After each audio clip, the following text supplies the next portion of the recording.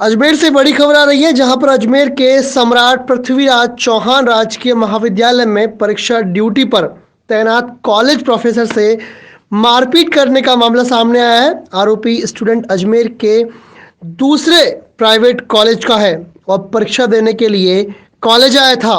वारदात के बाद क्लॉक टावर थाना पुलिस मौके पर पहुंची और परीक्षा के बाद स्टूडेंट को पकड़कर थाने ले गई, जहां उसे गिरफ्तार कर लिया गया।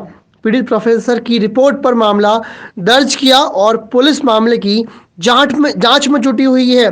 हर्ष विहार कॉलोनी, जयपुर रोड, अजमेर निवासी डॉक्टर मनोज कुमार यादव ने बताया कि वह 22 दिसंबर को सुबह 10 बजे करीब परीक्षा में फ्लाइंग ड्यूटी पर था और डॉक्टर फूलराम परिहार के साथ सम्राट पृथ्वीराज चौहान राजकीय महाविद्यालय अजमेर के एंट्री गेट पर स्टूडेंट्स के प्रवेश पत्र व पहचान पत्र की जांच कर रहा था। इसी दौरान आर्यभट्ट कॉलेज के एक छात्र क्षितिज शर्मा ने प्रवेश पत्र व पहचान पत्र दिखाने से मना कर दिया। इसके बाद वह जोर जोर से चिल्लाते हुए उसे अपने इसके बाद वह जोर जोर से रिपीट इसके बाद वह जोर जोर से चिल्लाते हुए उसने अपने पीठ पर टंगे बैग को पीछे पटक दिया। उसने उनकी गर्दन पकड़कर अपने बड़े बड़े नाखूनों से वार करते हुए चेहरे व गर्दन को लहूलुहान कर दिया। गले में पहनी सोने की चेन व लॉकेट भी तोड़ दिया। सोने की चेन में लॉकेट, जिसका वजन लगभग 50 ग्राम था, बाद में वह ढूंढने पर भी नहीं मिला। पुलिस ने सरकारी कार्य के दौरान सरकारी कर्मचारी से मारपीट करने के आरोप में मामला दर्ज कर जांच एसआई दयानंद शर्मा को सौंपी है। इसके बाद पुलिस मौके पर पहुंच गई थी। बाद में मामला शांत कराया गया और परीक्षा के बाद स्टूडेंट को पुलिस पकड़ कर ले गई। पुलिस मामले की जांच में जुटी है। फिलहाल उसे शांति भंग में गिरफ्तार किया गया है। आपको सुनाते हैं क्या कुछ कहा डॉक्टर मनोज कुमार यादव ने। और सर, कल एमडीएस यूनिवर्सिटी का एग्जाम था और मैं और फूलाराम परियार सर, हम दोनों फ्लाइंग ड्यूटी में थे और हम लोग गेट पे ही, जहाँ से एंट्री करते हैं बच्चे, उस गेट पे ही हम लोग अपनी ड्यूटी दे रहे थे। एडमिशन कार्ड चेक करना होता है और आईडी प्रूफ चेक करना होता है।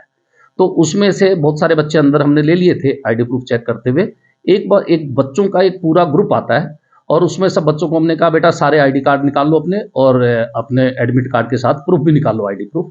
उसमें एक बच्चा जोर से चिल्लाता हुआ कि हमने 3 एग्जाम दे दिया, आप कौन होते हो ये आईडी प्रूफ पूछने वाले। रहसे मैंने उनको कहा, बेटा धीरे, वॉल्यूम धीरे रखो। इतने में उसने अपनी पीठ पे बैग था, उसके बैग उतार के मेरे पे लपकाओ और उसने अपने नाखून, मुझे पता चला बाद में कि उसने अपने 10 के 10 नाखून बढ़ा रखे हैं, गल से भी बड़े बड़े कर रखे हैं, बिल्कुल हथियार की तरह काम करे। उसने मेरे मुंह पे पूरा झपटा मारा, इधर मेरे गले पे झपटा मारा। फिर उसके बाद उसको पकड़ के हम लोग अंदर ले गए। अंदर उसको रूम में बिठाया और बिठाने के बाद पुलिस को इन्फॉर्म किया और उस पुलिस कस्टडी के साथ ही उसको एग्जाम दिलाया।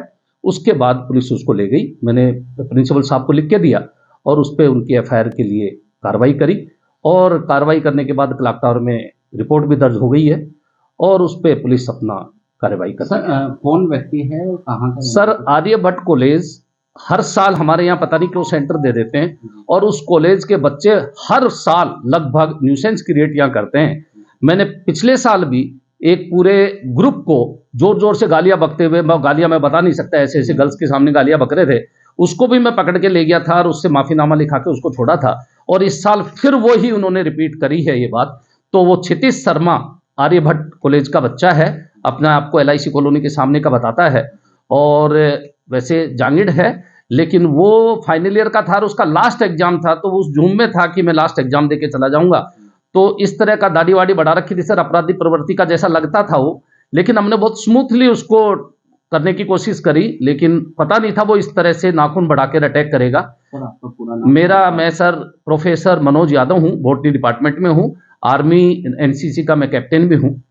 इस दौरान सर कुछ सोने की चेन वगैरह भी? सर, उसी सीना जप्टी में मेरे यहाँ सोने की chain with locket, Hanuman ji का लॉकेट मैंने पहन रखा था, वो उसके साथ ही मेरे यहाँ अभी भी यहाँ खरोच है यहाँ पे और गाल पे, उसके साथ ही वो सीना जप्टी में कहाँ गिरी मुझे नहीं मिली। कितने तोला की था?